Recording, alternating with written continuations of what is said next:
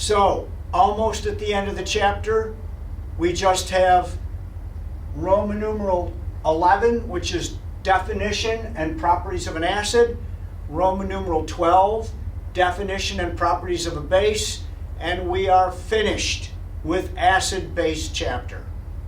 Okay?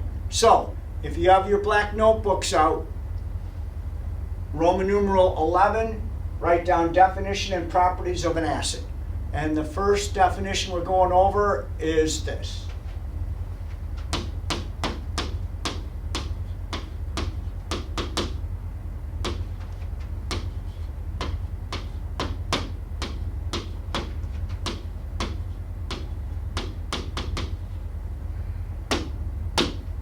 Arrhenius definition of an acid. So,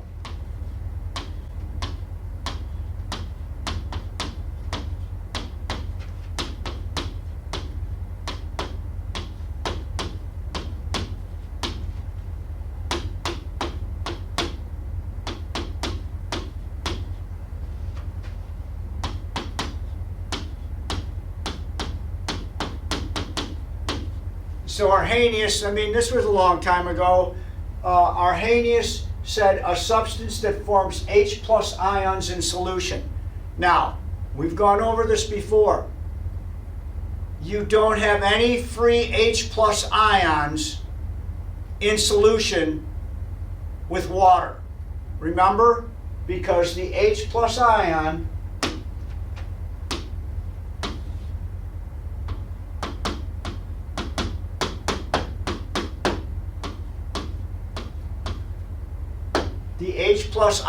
is just made of one proton. No neutrons, no electrons. It's not happy.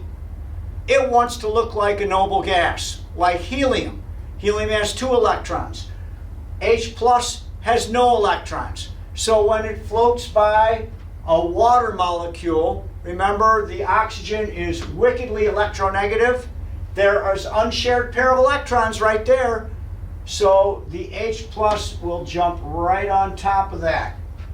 That's a coordinate covalent bond. So Arrhenius said forms H plus ions, but we know H plus is equal to H plus AQ, which is equal to H3O plus, which is equal to hydronium. All these things equal each other, and H plus sometimes is just called a bare proton.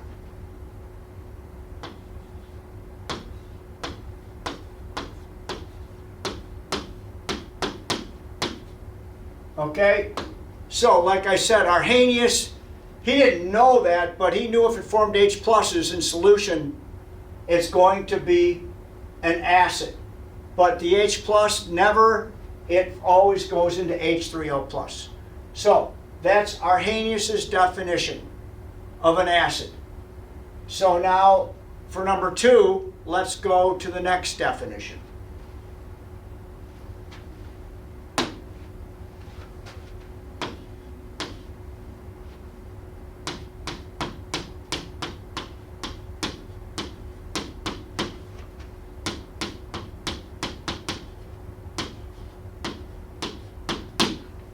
So this is the alternate acid definition. And the problem is, in New York State, we say alternate acid base.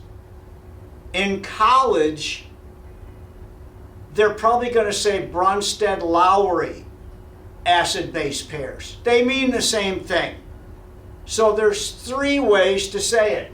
Alternate acid, Bronsted-Lowry acid, and conjugate acid. All 3 mean the same thing. But like I said, in New York, we use alternate acid. So, definition.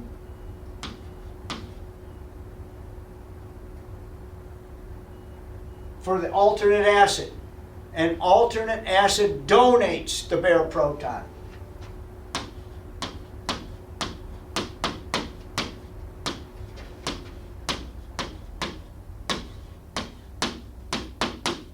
And don't forget, the bare proton is simply this. So, the alternate acid donates a bare proton. Letter B. Remember the way I told you could tell the alternate acid from the alternate base? The alternate acid always has one more H than its base.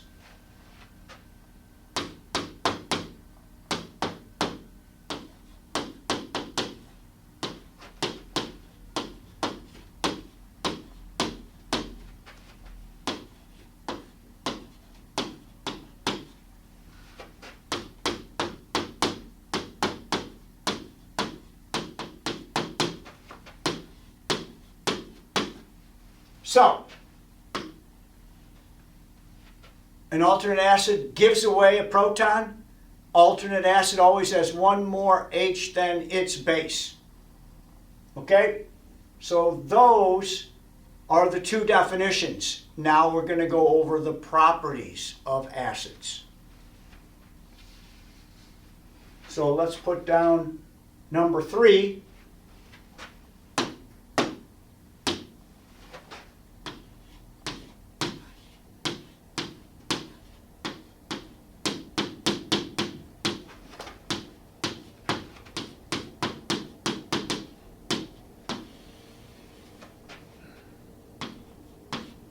All right, number 3 is properties of acids. Letter A is the first one.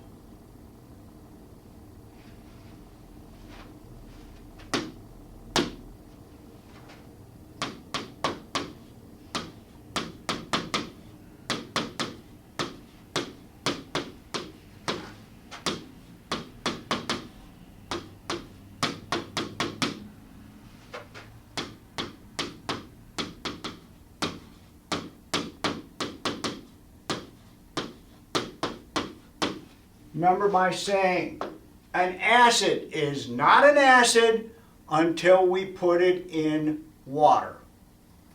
Okay? So,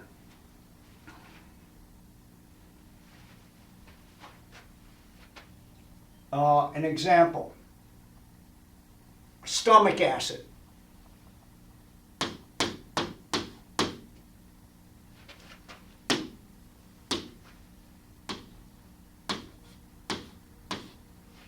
So, HClAq, that means it's an acid.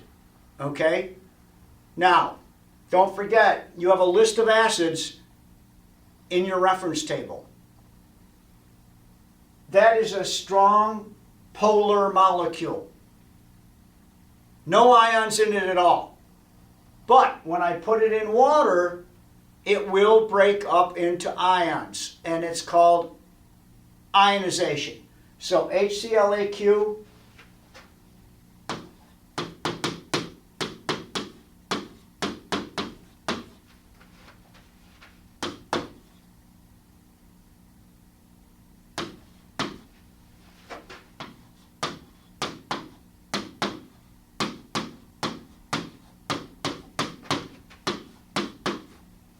Okay, so this is a huge property of acids.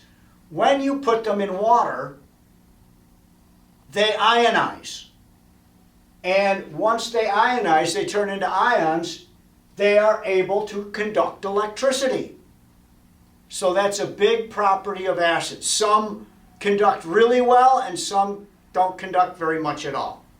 All right, here's another example. This is going to be letter B.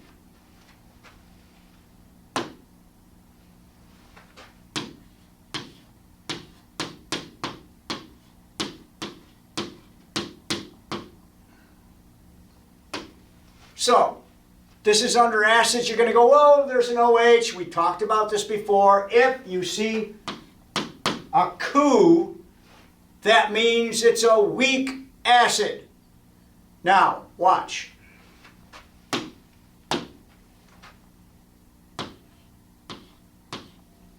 Notice that's an L, not an AQ.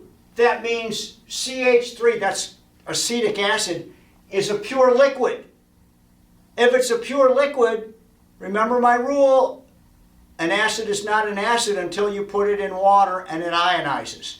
If it's just a pure liquid, it will not ionize. So acetic acid, pure liquid,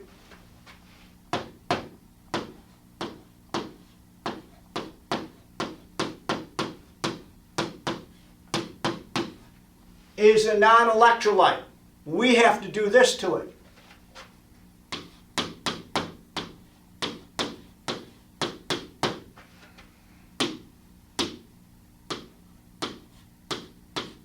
Once we put that in water, now it's an electrolyte. But it's a weak one.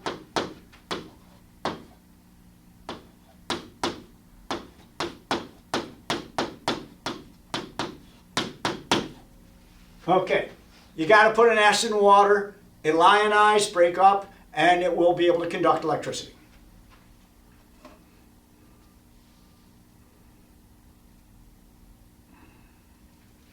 Okay, now let's put down letter C under properties.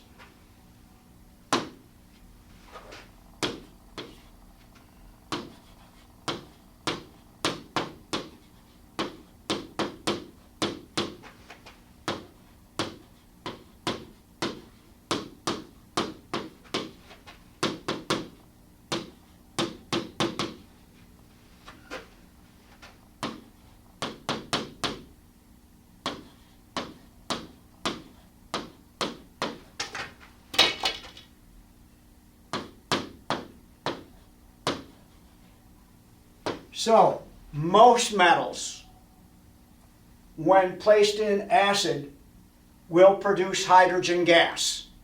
All right? So we'll do one example and we'll do what metals don't produce hydrogen gas.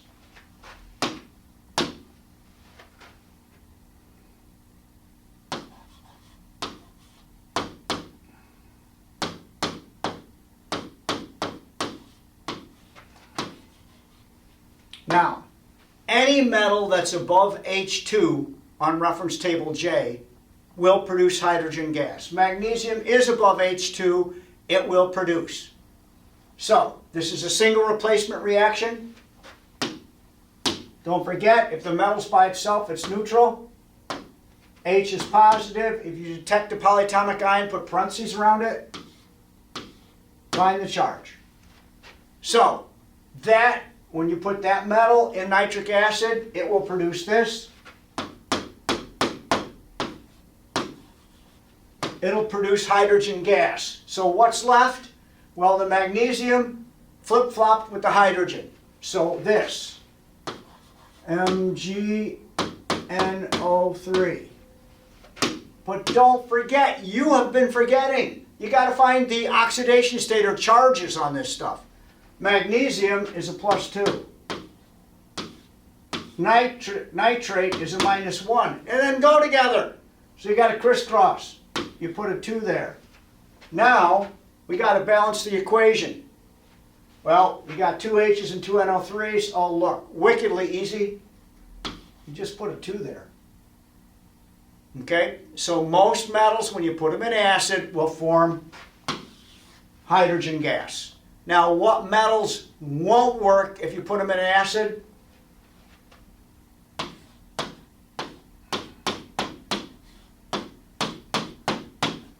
Copper, silver, and gold. They are below H2 on that reference table J. When you put them in an acid, they don't work. They will not form hydrogen gas. So that's a big property. Letter C, properties of acids. They form hydrogen gas. Remember, we talked about Jacques Charles in 1790. He put sulfuric acid with iron and he pumped up his balloon with pure hydrogen gas. Okay.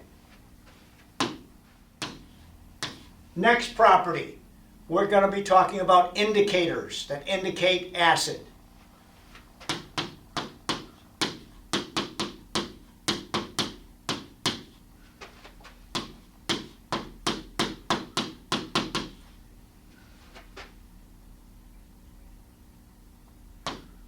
Number 1.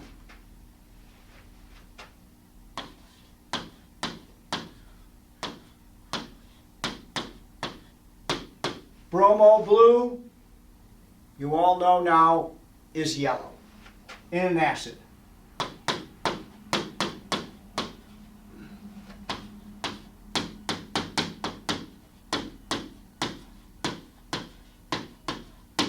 Litmus paper is red.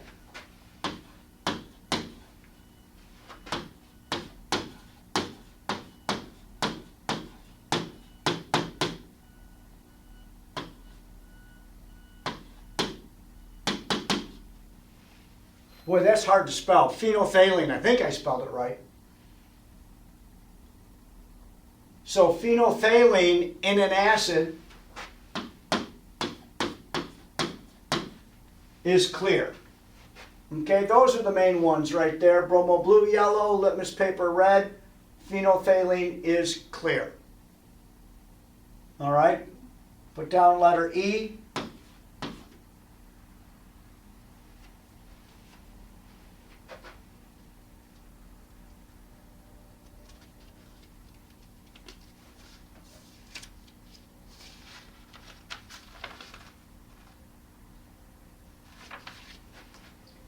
Okay, letter E. This is a good one. Everybody's experienced this. You have hydrochloric acid in your stomach. If you burp, or I call it a barf-a-bit, comes up, and you go, ooh, and you swallow it back down, or if you throw up,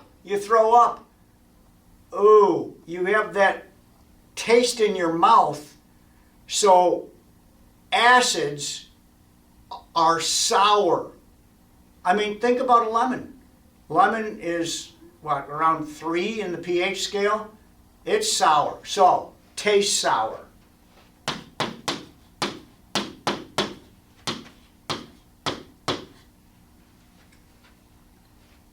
And that's letter E. Let's go with letter F.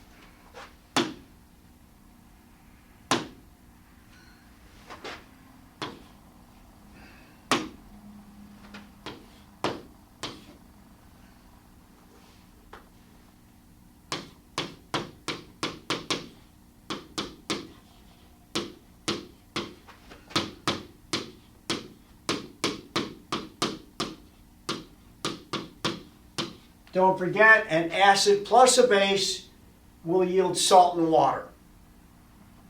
Okay? So I'll do a really simple one for you.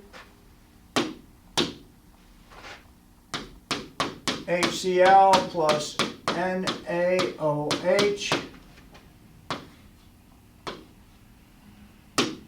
You got to find the charges. Plus, minus, plus, minus. So this is a double replacement reaction. So H and Na are going to replace each other. Na plus Cl minus plus H plus OH minus. That HOH, you all know I like it that way, but it goes like this. That's H2O. Okay? So an acid plus a base yields a salt plus a water. That's letter F. One more property. Letter G. There's 3 types of acids.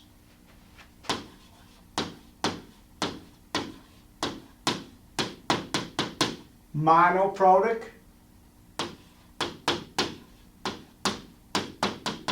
diprotic,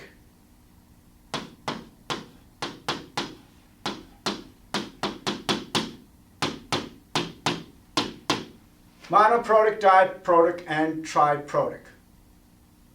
Okay? Now, that means, monoprotic means proton 1H. So, HCl, that's a monoprotic.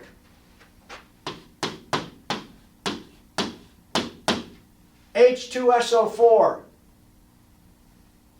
that's a diprotic. Triprotic,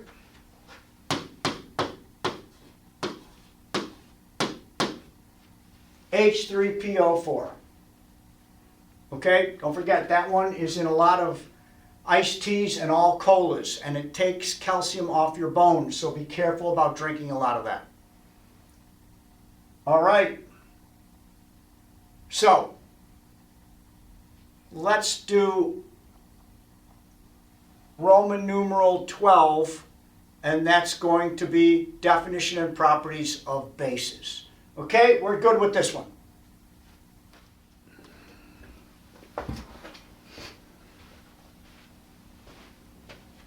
So, the final Roman numeral of the acid-base chapter. Roman numeral 12. Definition and properties of a base. So, if you have your black notebooks out, put this last one in there. So I already have down Arrhenius definition of a base, a substance that yields hydroxide ions, OH minus ions, in a solution. That is Arrhenius' definition of a base. Now, number 2, alternate base definition.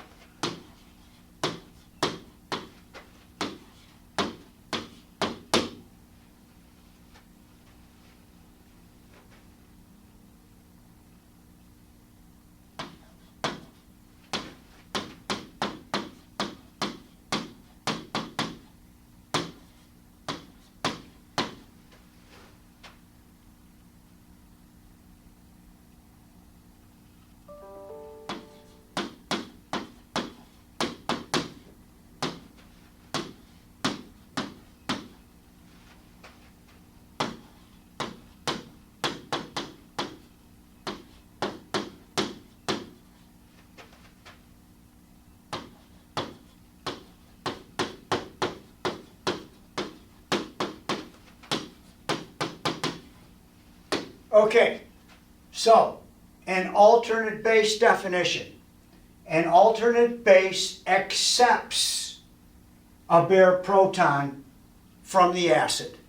It accepts it. Remember, an alternate acid donates it. Alternate base accepts it. All right, so we're going to do one of these. So you can put down number 2, you can put down A underneath.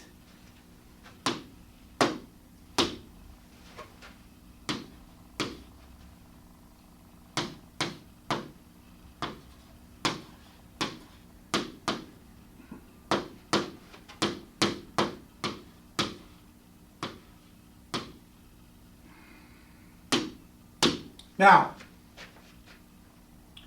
H3PO4, that's an acid. So, it's going to donate an H+.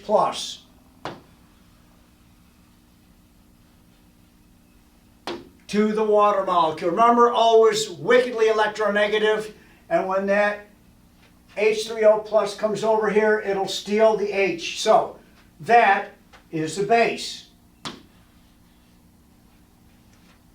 It accepts a proton. Now on the other side, what it turns out to be is this.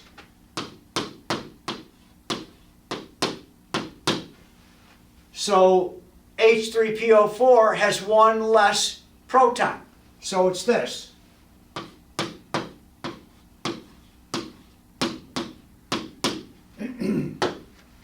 Why is it -1? Because it lost a positive.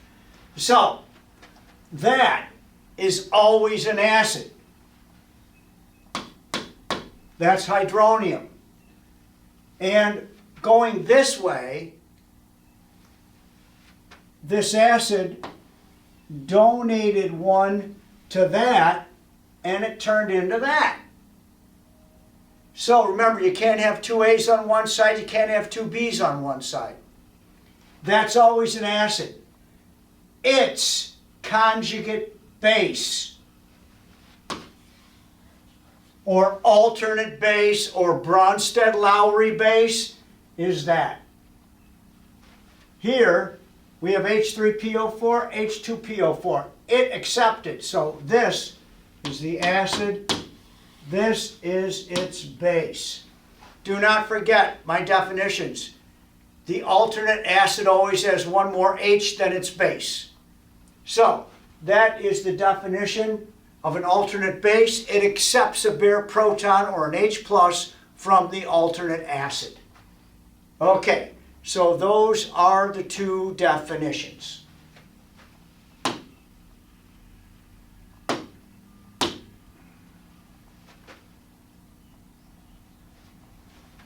Next.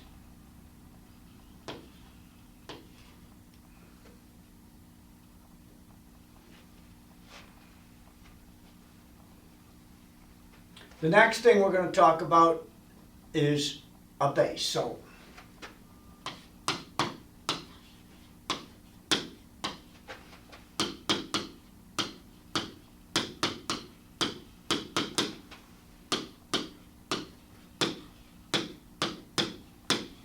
a base is an ionic compound.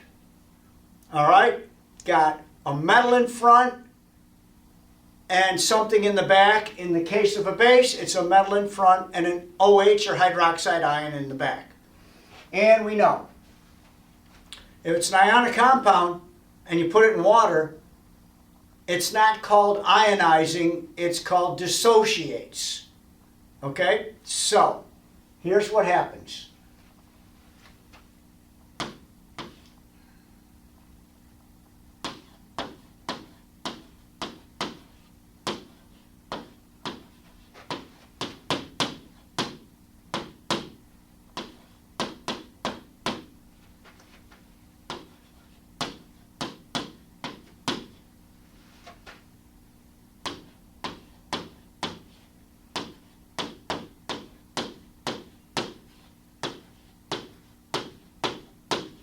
So if it's hooked to a group 1 metal, group 1 metals, lithium, sodium, potassium, rubidium, cesium, francium, if it's hooked to a group 1 metal, it's really strong and dissociates completely.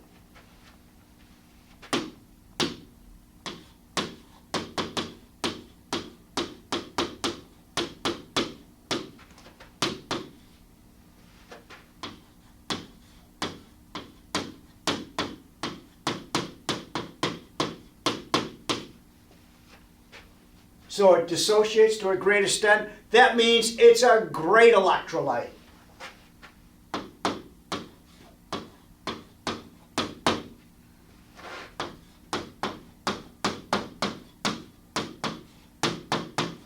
It really conducts well. That's group 1 with OH. Number 2.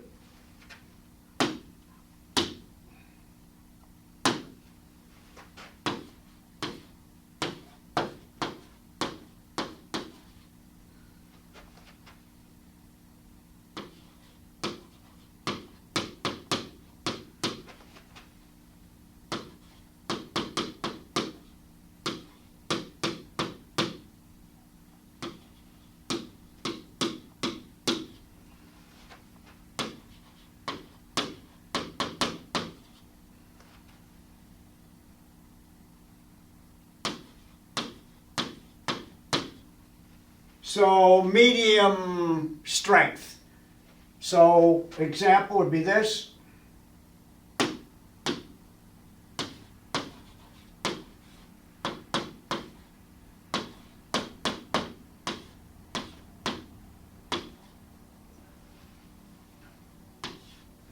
So that's magnesium hydroxide, and that is what is in milk of magnesia.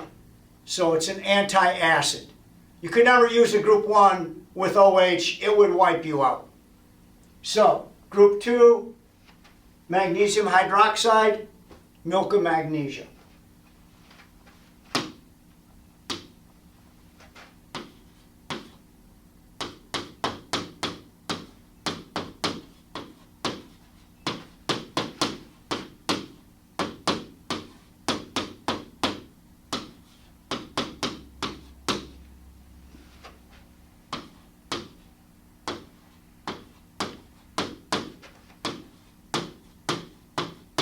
So all other metals, other than group 1 or group 2 metals, will give us weak bases. Example,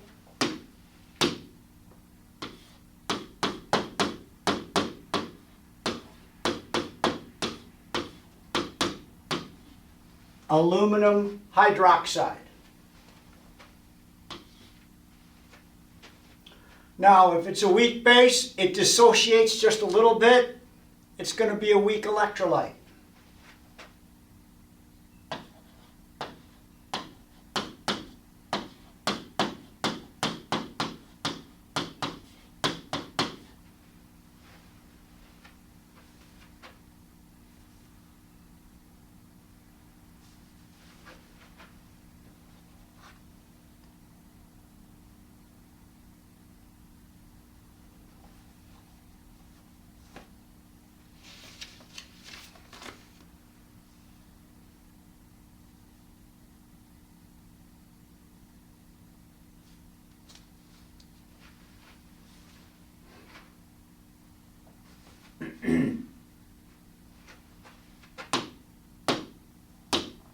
All right. Letter D. Do you remember when you put acids in a metal, most of them react to form hydrogen gas. But if you put a base with a metal, it doesn't do anything.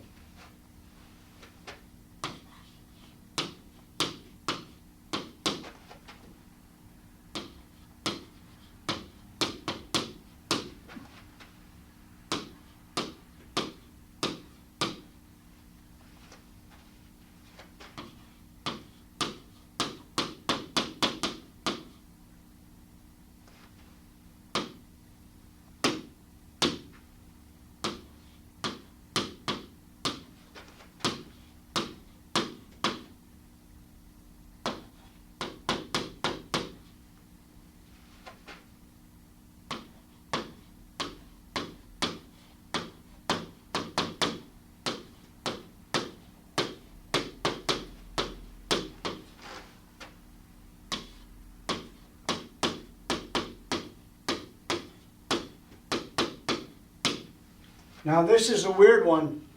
So a base with a metal doesn't do anything. But if it's put with an organic substance, like skin or hair or wool, anything like that, it dissolves it. So when we talk about this, watch. NaOH is sodium hydroxide. It's a group 1 metal with OH, really strong. There's another name for it. The common name for sodium hydroxide is Li. Now, here's what it could be used for.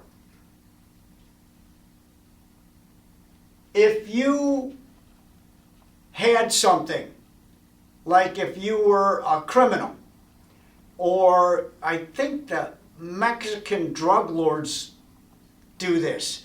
If you have to dispose of a body, you put it in a big barrel of sodium hydroxide.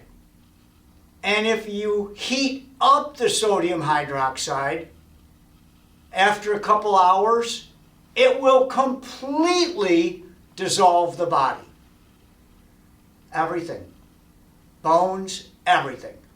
And what they did, if they had like a mass killing, like in war or something like that, if they had a mass grave and put all the bodies in the grave, they'd sprinkle lye over the bodies, because that would like kill everything, and that would help dissolve the bodies. So there wouldn't be like very much bacteria. So this stuff is really heavy duty. Okay, so metal, no effect, but organic substance, it dissolves you. Now the next thing is, if you get some of this on you, it'll feel slippery.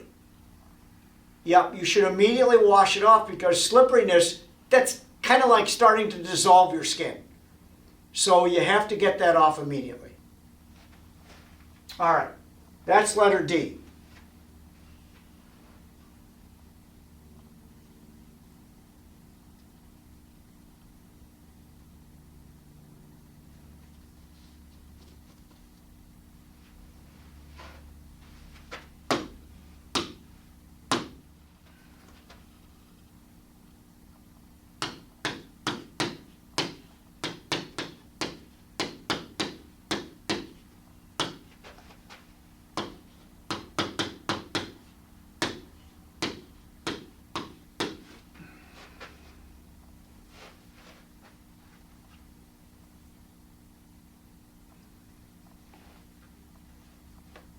So, indicators with bases.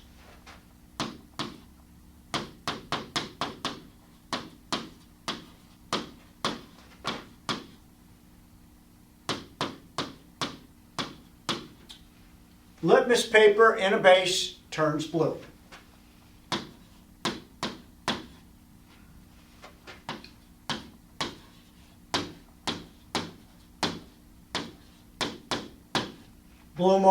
Bromo blue turns blue.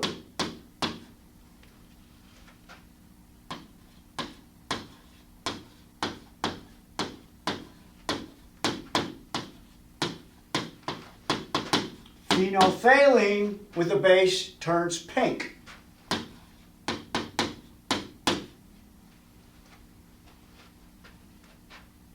So those are the main ones. Those are the main indicators that we use in high school chemistry.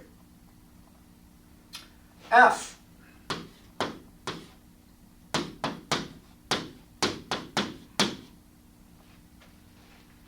Bases taste bitter.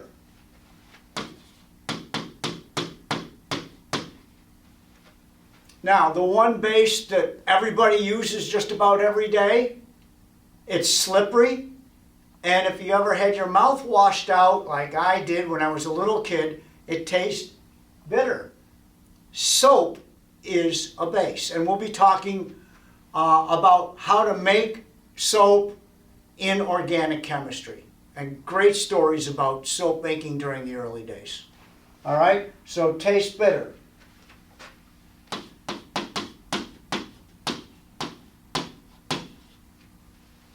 Like soap. So that's EF. Now we're going to do letter G.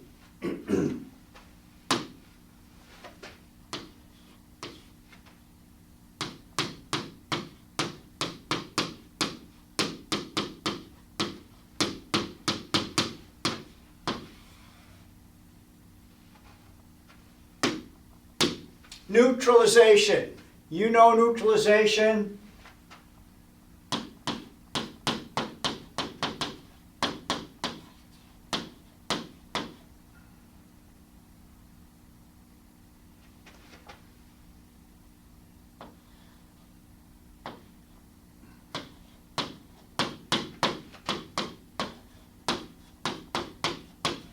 So we have an acid plus a base, that yields salt plus water. So we'll do one of these.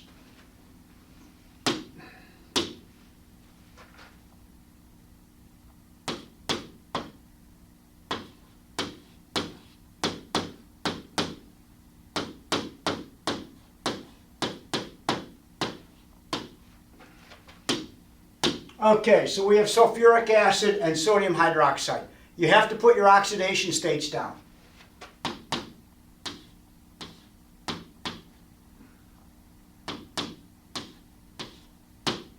So, this is just a double replacement. Sulfuric acid, sodium hydroxide, double replacement. So, the H and the Na switch places.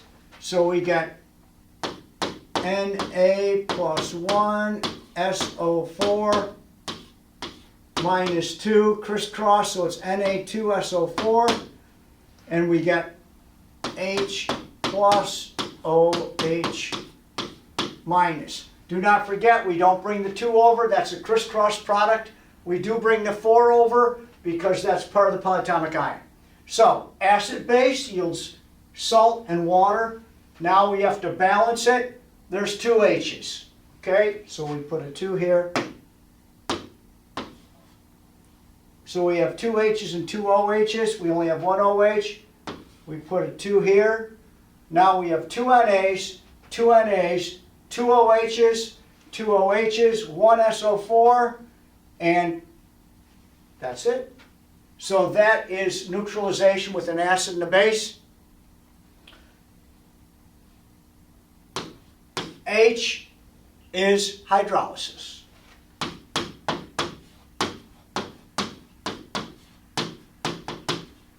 And I'm just going to tell you what it's the opposite of neutralization. So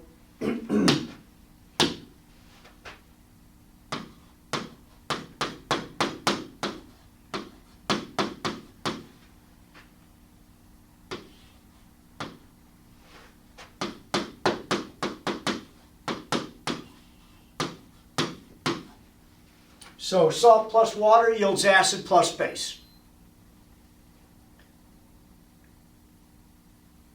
That's it.